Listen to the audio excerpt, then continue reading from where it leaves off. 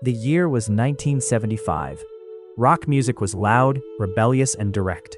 Songs were simple, radio-friendly, and usually 3 minutes long. But somewhere in London, inside a recording studio filled with cables, pianos, and stacks of tape reels, one man was quietly planning something the music industry had never seen before. That man was Freddie Mercury. The flamboyant frontman of the British rock band Queen had an idea. Not just a song, not just a performance, but an epic, a strange musical journey that would mix opera, rock, ballad, and theatrical drama into one unforgettable masterpiece. At the time, nobody believed it would work. Not the record executives, not the radio stations, and in some moments, not even his own bandmates. But what happened next would produce one of the most legendary songs in music history. This is the incredible story behind Bohemian Rhapsody, and how one impossible song changed music forever. In the early 1970s, Queen was still fighting for recognition. The band had talent, charisma, and ambition, but success was not guaranteed.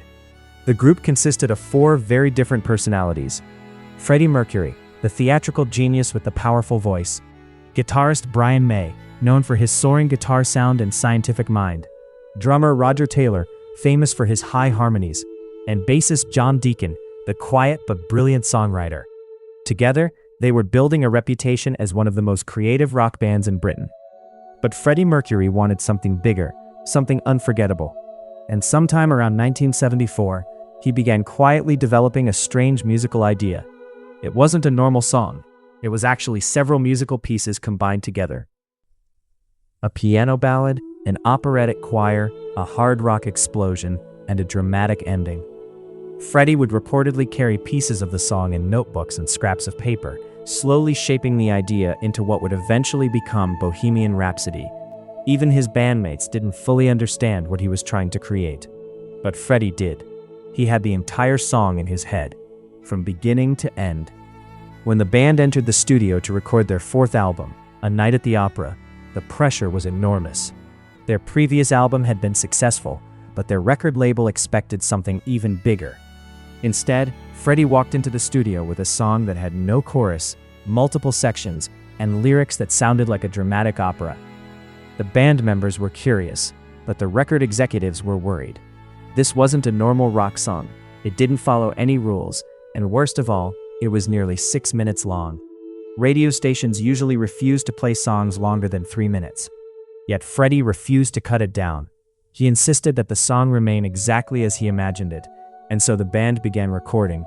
The recording process was unlike anything the studio had ever seen. The operatic section alone took weeks to complete. Freddie Mercury, Brian May, and Roger Taylor repeatedly layered their voices again and again, each harmony recorded separately, each Galileo and Bismillah carefully stacked on top of another.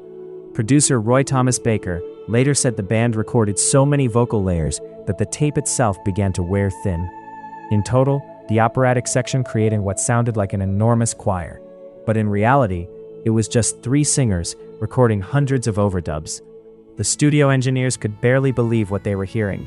No rock band had ever attempted something like this. It was risky, expensive, and incredibly complicated, but slowly, the masterpiece began to take shape.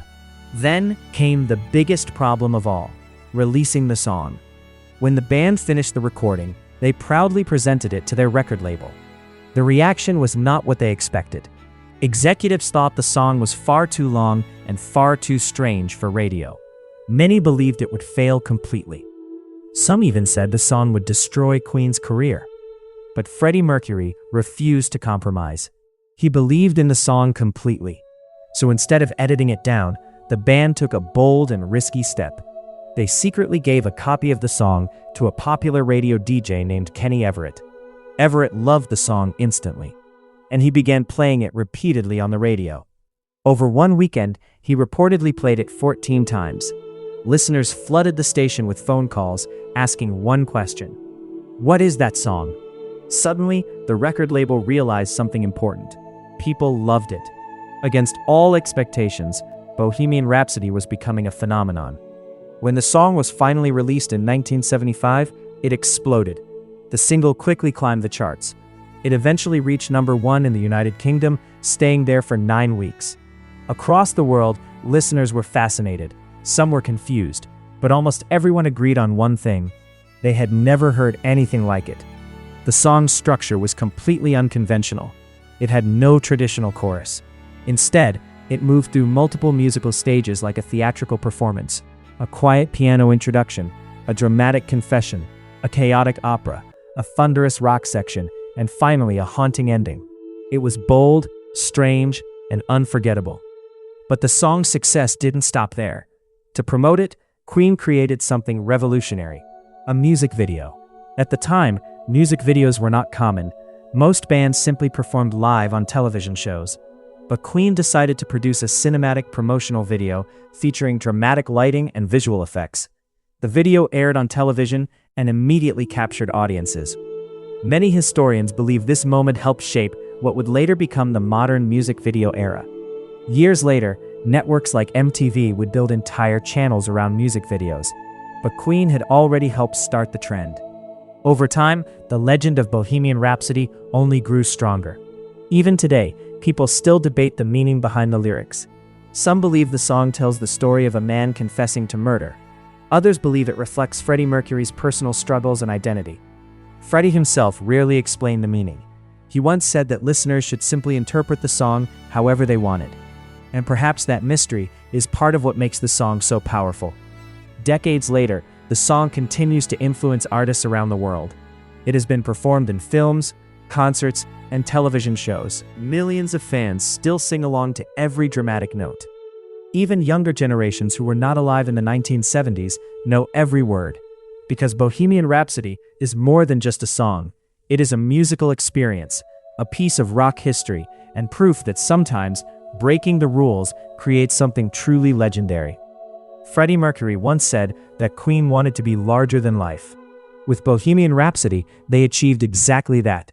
A song nobody believed in, a song that almost never got released, a song that rewrote the rules of rock music, and nearly 50 years later, it still feels magical.